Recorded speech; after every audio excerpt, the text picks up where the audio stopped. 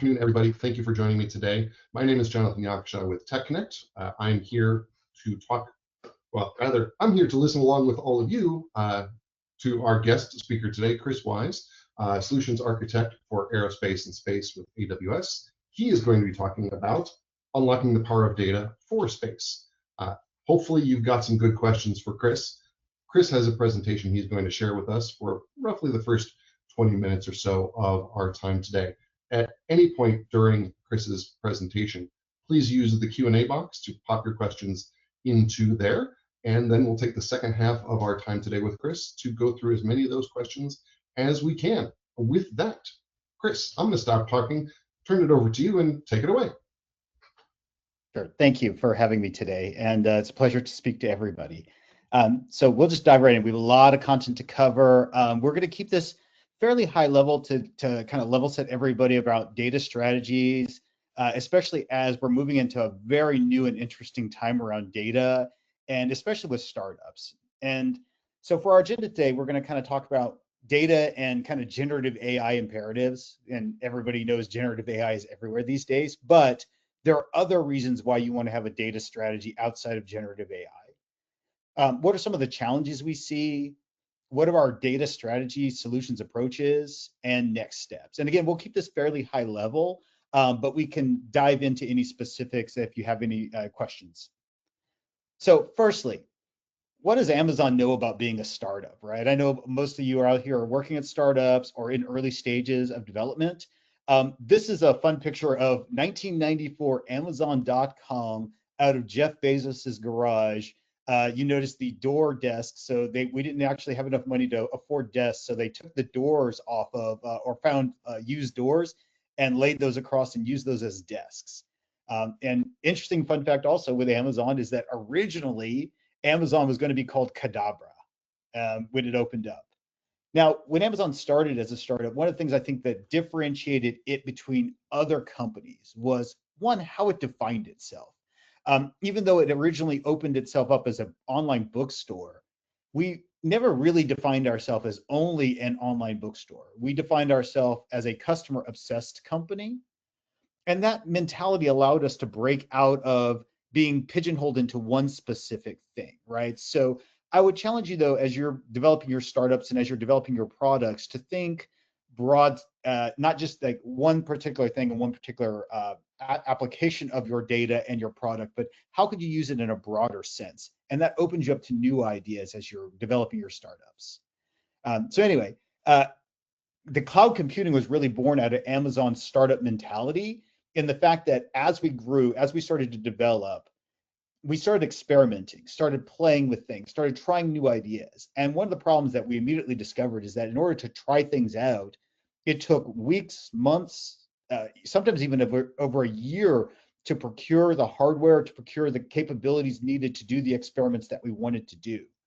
So the foundation of cloud computing and cloud technology was really around the idea that Amazon.com needed to experiment faster.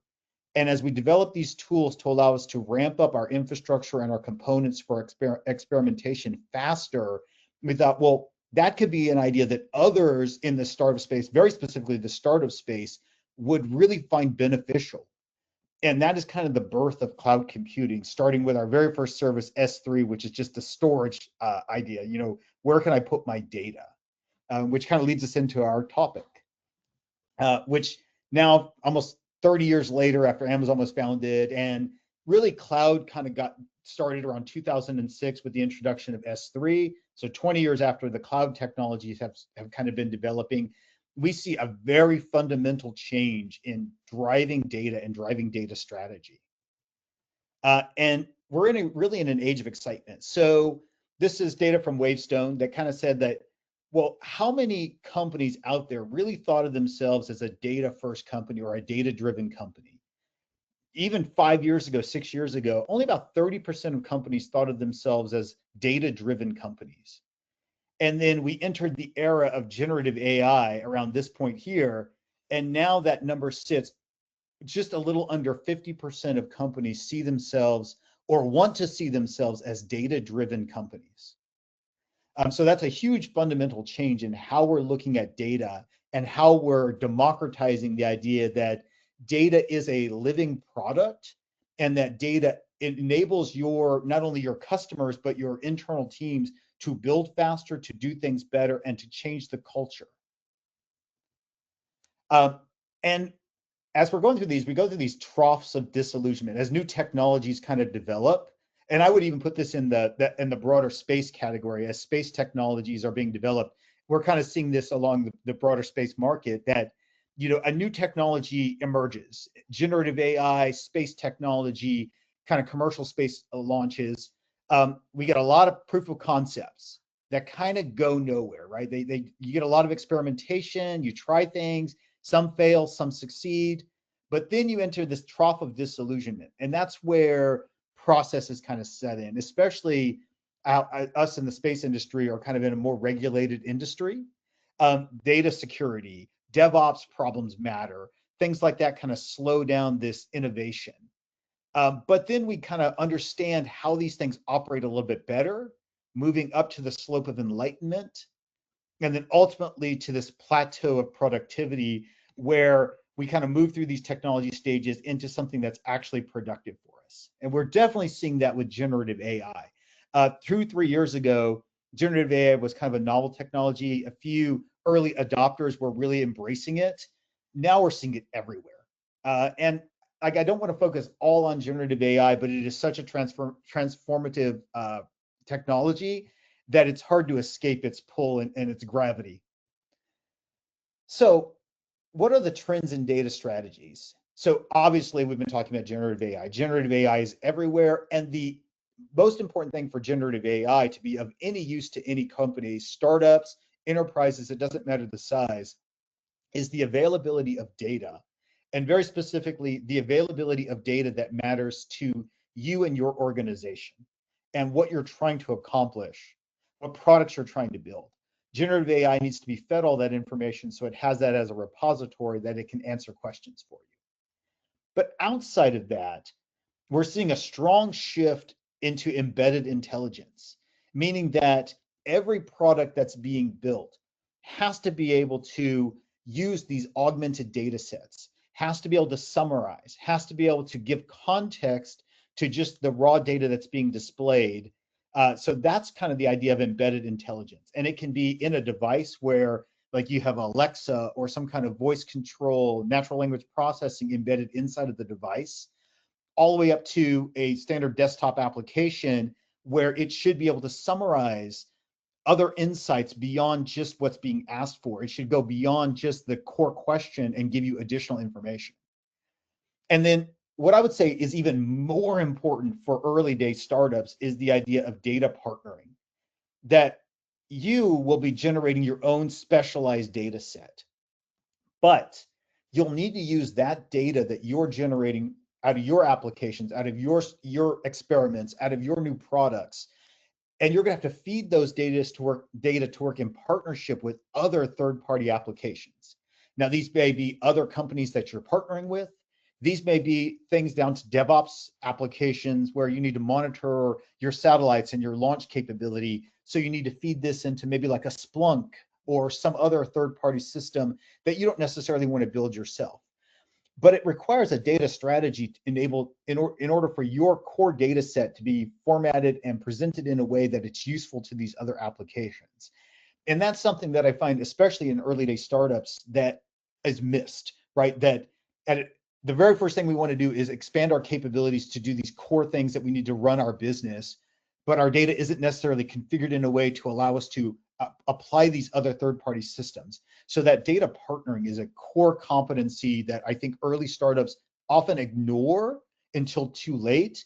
But if you're a early stage startup or even a late stage startup, now is the perfect time to begin looking at, what does my end applications look like? How do I grow? How do I develop those DevOps or DevSecOps capabilities now, so that when I launch my final product, like, I have that capability? What are my customers going to ask for down the line? And what we're hearing from executives is that 93% of executives now believe that a data strategy is critical and crucial to getting the core business value from both generative AI and other applications. But only 37% of executives believe that they have the foundation in place to actually do that. And 46% see that their data as it currently sits, because they never really thought about that long term, is a blocker, and that they are going to have to go through long-term processes in order to reestablish their data sets and their data foundations to be able to use it in a way that's meaningful to accelerate their business. And the way things are speeding up, time to market matters. Speed to market absolutely matters in space, as we're seeing these new innovations happening all the time. And why does this matter? Core, making decisions faster, experimenting quicker, being faster to market, better response to unexpected capabilities, right? In case of Capital One, like reducing fraud capabilities, creating better customer experiences. And at Amazon, we see everybody who's external to our core team as our customers. So customers for us can be both internal customers and external actual end customers who are paying us money for our products and services. So by doing that view of everybody as a customer, we try to define everything that we do of who's our customer that would use that, from internal teams who want to report off our data to external customers that actually buy our products. So the big shift, traditional to modern, the core mindset shift is product-centric and customer-focused, rather than building solutions and looking for a customer for that solution. What are our customers actually asking us for? Platform-centric as well. How do we build these platform-centric ideas rather than, so the platform-centric idea was, we build this infrastructure, we build these components. Now the whole idea is, what is our end product going to be? What's the value that it's going to deliver? Modern data strategies also include people and processes, as well as technology. And the big idea here is that data, rather than being centralized and controlled, is now federated and agile. So that way, as we have multiple teams that are building new products, building new experiments, building new things, they can all self-serve on that data, rather than requesting that data from one centralized management warehouse. And then also building more purpose-built, flexible, scalable solutions, and using technologies that are purpose-built for the job that we're trying to achieve, rather than being locked into one monolithic platform. And great examples of those are old database licensing models, right? Where we bought one database license, it cost us millions of dollars. So now everything must fit into this one central model and platform because we spent so much money. The whole idea here is you buy the correct tool for the job in which you're trying to acquire, and you buy it more in a as-you-go basis, rather than being locked into long contracts. So that whole idea of being purpose-built and flexible is amazing, and it allows for experimentation in new ways to figure out what is the correct tool to do the job that you're trying to do. But how do you do this? So at the highest level, it really comes down to that mindset. And being early stage startups or mid or late stage startups, thinking big is now the perfect time to set that goal. What do you want to do? What is the flywheel that works for your company? For Amazon, we have this virtuous flywheel that's on the left-hand side, which is that we want to build products, and we want those products to improve our customer experience.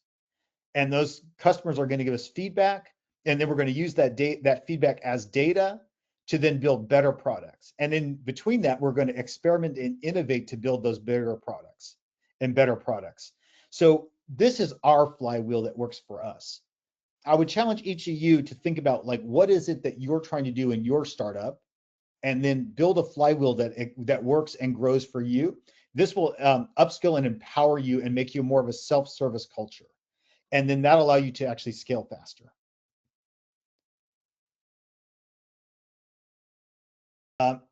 Establishing key tenets is absolutely important.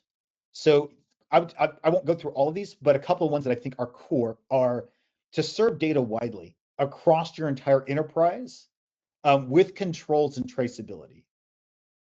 So we're not saying just blindly give data to everybody. What we're saying is set it up so that way people can request the data they want, and that you're logging and can keep traceability back to that data. Use data to differentiate your services in the market from your competitors. That's a core key to growing your startup and making sure that you're successful.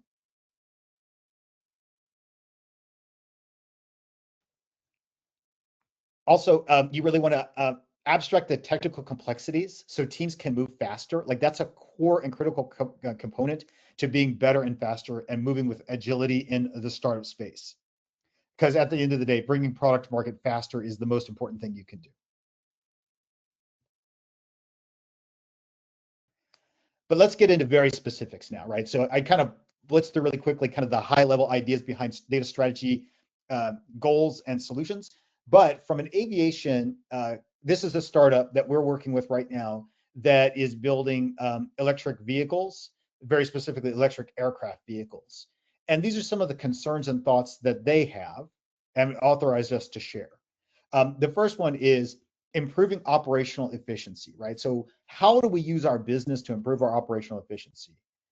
In the use case in this case is single views of their operation. They're building a whole new system to basically book flights. So they need to understand things like their delays, their on-time departures, their fuel consumptions. Improving your customer experience is very important as well for them. In this case, they want to use self-service through chatbots. So you kind of utilizing that technology to scale beyond the team size that you have. And I would challenge everybody to really think about technology from that perspective. Startups, one of the challenges we often hear from startups is we're very, very small teams. We can only take on so much. So we have to really prioritize what we're doing. So the key here is, how do you prioritize using technology in a way that maximizes your efficiency, maximizes your customer experience, and you build the things that are going to allow very, very small teams of that in your company to actually do the big, great things. And I will share one that's really interesting. A very small company, well, it was a small company at one point, but now is a huge company, Netflix.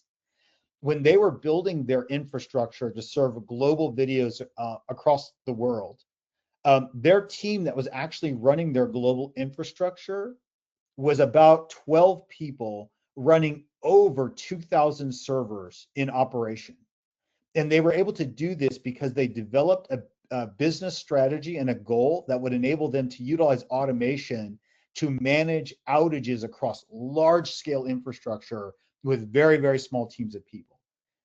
Because they really thought about it, about how they would do that. What are the controls that they need in place that would allow them to patch those amount of servers using one or two people, and building those capabilities out early in their progression from startup to large scale enterprise.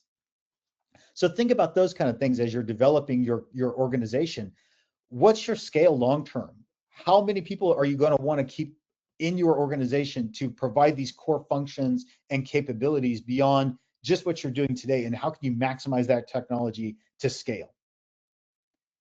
And then finally, what are your plans on adapting to change, right? In this case, dynamic pricing, business continuity, and automation. I kind of touched on that with the Netflix example, right? Like if they had an outage, how could they switch their servers from one area to another area to make sure they had business continuity and automation? And that may not matter for your particular organization at this moment in time, but long term, what does that mean for your organization? Once you're a global startup, once you're actually serving hundreds and millions of customers. And then ultimately, what are the revenue management optimizations / operations that you're going to need to run day-to-day kind of capabilities? Oftentimes startups, again, ignore these things early days. And these are the greatest time in which to think about those kind of challenges. And you don't need massive teams to do these things. You can use them using very small teams of people, just giving them the dedicated time and capability to self-serve and develop these capabilities now.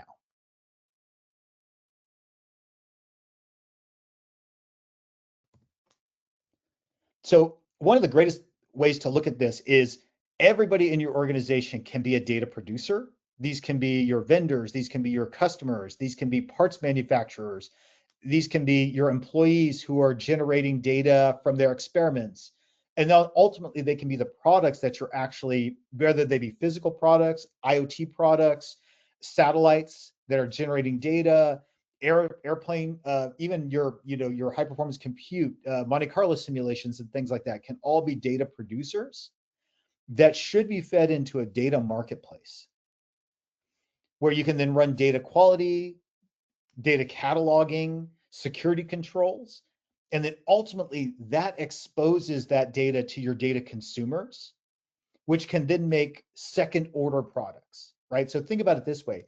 All your first order products, producers of data, your data producers on that side, the vendors, customers, employees, and products, can then be manufacturers of data that your second order, your data consumers, can now make second order products. So you're actually getting double productivity off of that because that downstream consumer of that core data can now make customer 360 views, financial reports, forecast models, ad hoc product analysis, marketing material.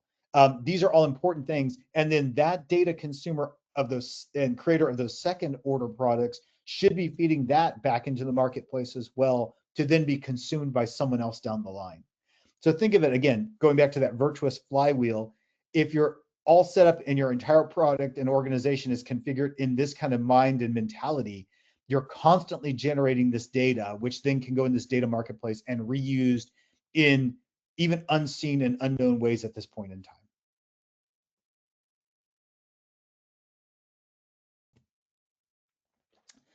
And the way we do it at Amazon is we do 2 pizza teams. And for those of you who are not familiar with that concept of 2 pizza teams, it's a team size should not exceed the number of people who can be fed by 2 pizzas. Now that may vary, right? Each person kind of eats different, and how much does a 2 pizza feed? The whole idea is that you kind of want to keep your teams less than 10 people. And in those 10 people, it may have a selection of cross-functional teammates, single-threaded leadership, maybe a data scientist, maybe a business analyst, maybe a data administrator. But each of these have roles that do these kind of functions, right? Where they're going to be domain-oriented and cross-functional. They're going to collaborate and they're going to produce something. There's going to be a single-threaded leader in the team, whoever that person is. And they should all be focused on rapid experimentation and innovation when you're building and standing up these teams.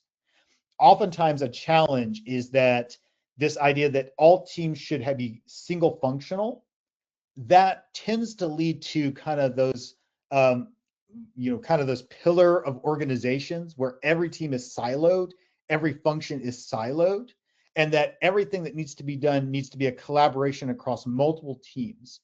And we've seen that time and time again where that creates a bottleneck for innovation and rapid experimentation.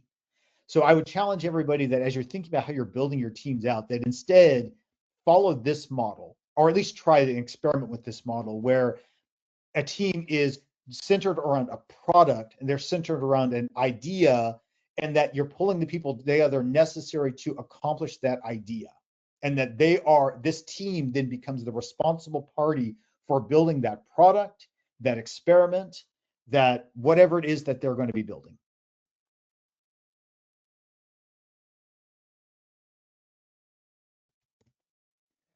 And then allow them the tools to do the thing that they need to do. So whatever it is that they're building for applications, this could be relational databases. Oftentimes, especially in space with vector support is necessary. It could be non-relational databases. Again, non-relational databases, a lot of them now have vector support.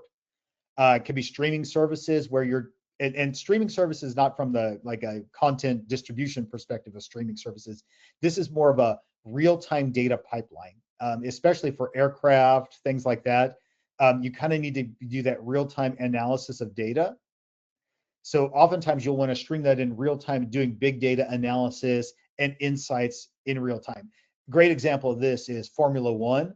Formula One cars, most of them now have over 150 sensors in them, gathering 1,500 data points per second. That's all doing real-time analytics and analysis as they're running the race. And this can be done over multiple days, multiple hours of them running the cars. And this is how they oftentimes do their experimentation to build better cars. So I know it's racing, sports racing versus like say aircraft or aeronautics, but they share a lot of similarities in kind of the experimentation and how they do that. And then ultimately, those are going to feed into your upper stream systems, machine learning, generative AI, and or business intelligence.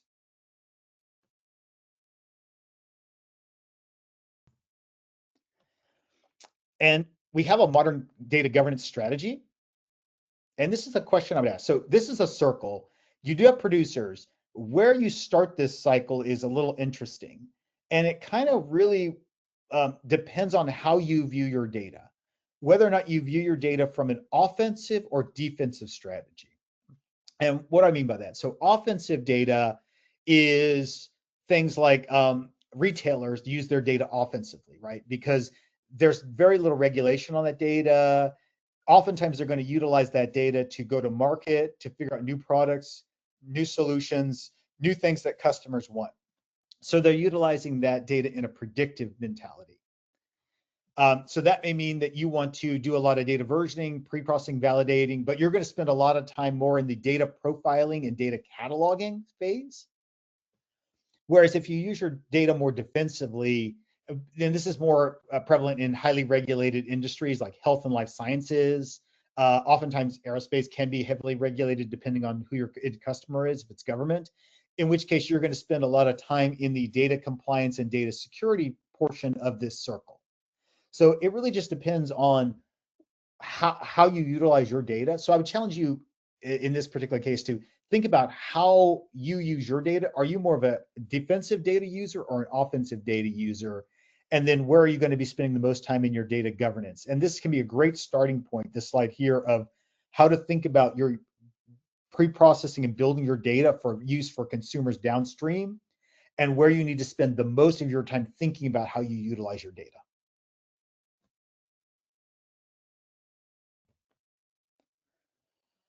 And then what does the journey look like to becoming a data-driven organization?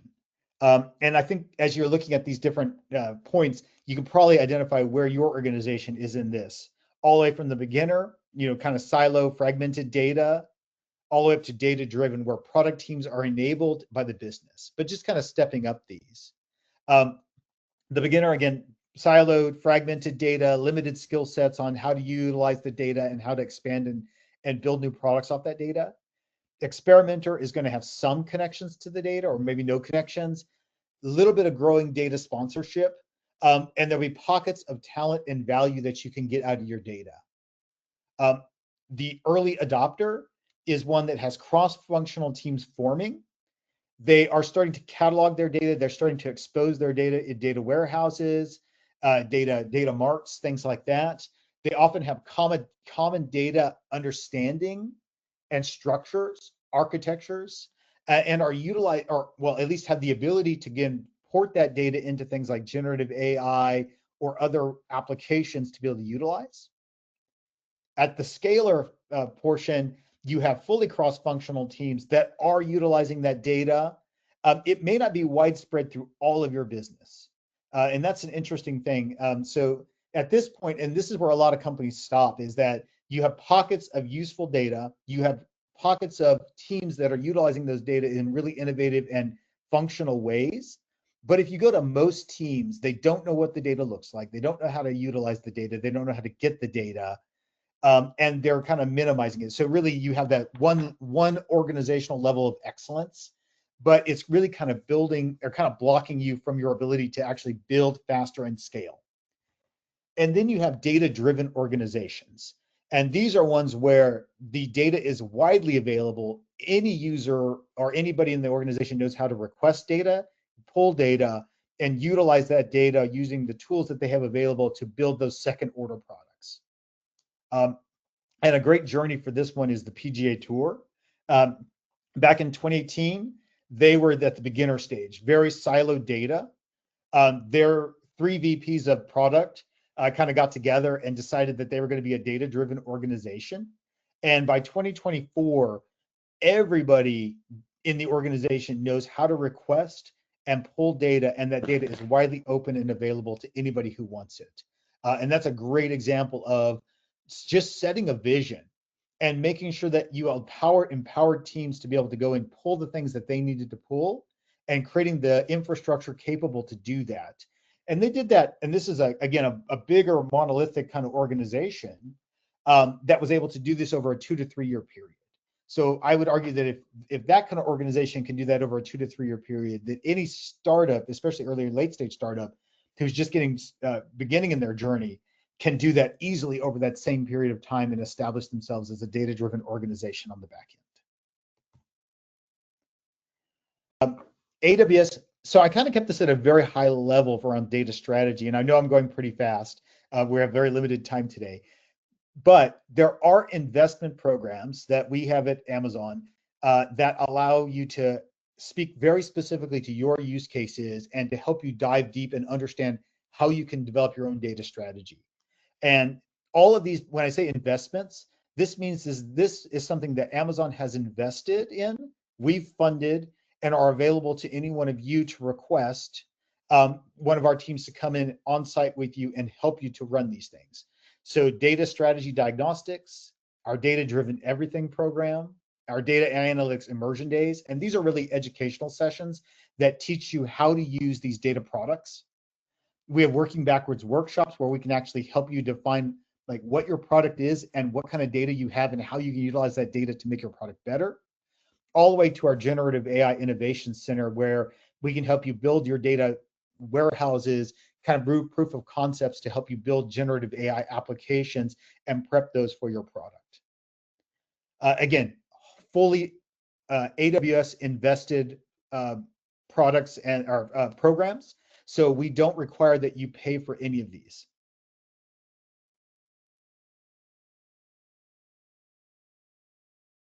And now I think I'm on time here. Open the floor to questions. And this is my name and my contact information. If you want to explore or talk deeper about any of these programs or anything Amazon can help you with, this is the easiest way to contact me. Great, thank you, Chris. Our first question comes from Sarah. In your estimation, why have organizations not figured out their data strategy yet? What's the biggest blocker for them making that leap? So often the biggest blocker is people and process more than technology. The technology in most cases is fairly easy. Understanding your data, probing your data, especially now with generative AI, you can pipe your data almost in an unstructured format into a data warehouse, point generative AI to it and say, tell me about my data. It's oftentimes the people process portion that fails, that there's just no greater insight into why you would use your data in a bigger, more broad thing. And that's why I think big is a great way to start. Like, what value does your data have? What very specific insights does the data that you're producing generate that maybe isn't available anywhere else? And just understanding that core principle there is a great example of how you can start. And then that second thing of empowering other team members and teams to go out and utilize that data and be creative on how they utilize that data. Because those second order products can sometimes be of more value than the first order product. Or sometimes you'll have a whole new product idea out of that second order product that the first order product never even thought about.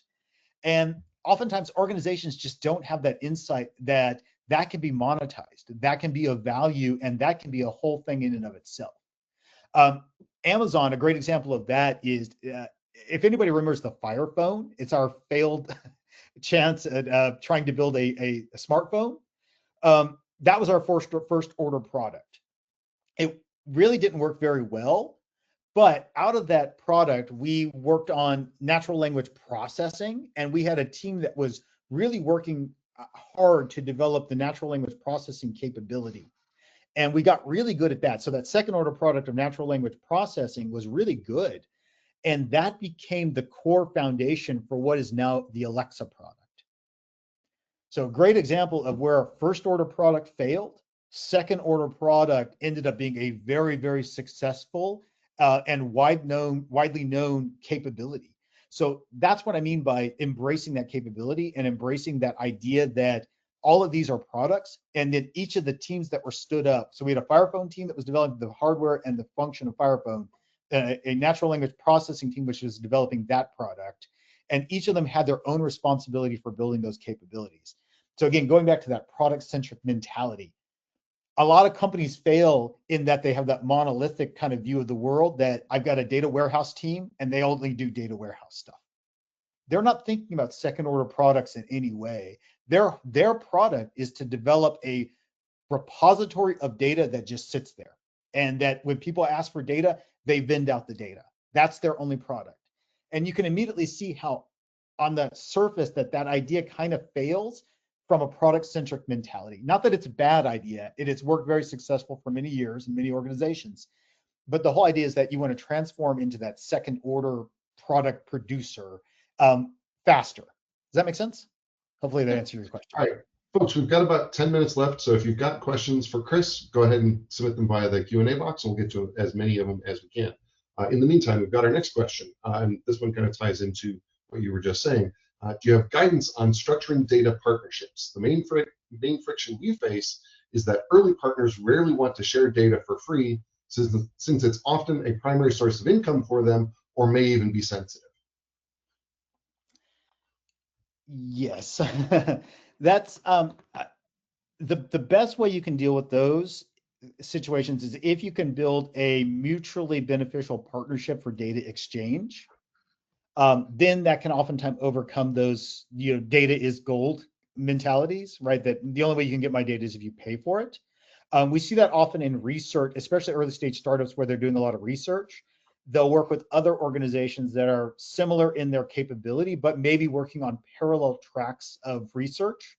And then they'll partner to share data in a data exchange that's beneficial to both organizations. So the main way to get around that I've seen successful is find those organizations that are building those things parallel to you, but not identical to you, and then build that partnership. And you see that a lot with the generative AI applications now, right? You often hear now that OpenAI, very research-focused organization, is partnering with other organizations to build better chips for their training, things like that. That's a great example of how you can build those partnerships where the data isn't necessarily as expensive. But that's you kind of have to dive into that and figure out what that company is really looking for that's of value. Okay. Knowing that AWS has at its disposal a lot of very different tools depending on what the end client wants to do and what they're hoping to get out of it. Yes. In the event that a client comes to you and says, we need X, and it's something that doesn't exist within AWS, is that something you can work with them to develop? And it either becomes a one-off tool or something that ends up getting shared more broadly? The answer is we do that, and we have done that in the past. And 90% of the features that we release on all of our Amazon Web Services platform are specifically customer requested features and functions. And we have built new products based on very specific customer requests. We just did one recently around medical, generative AI for medical, because health and life sciences has very specific terminology and capabilities that they needed. Great example there. So I would please reach out to me if you have an idea for something.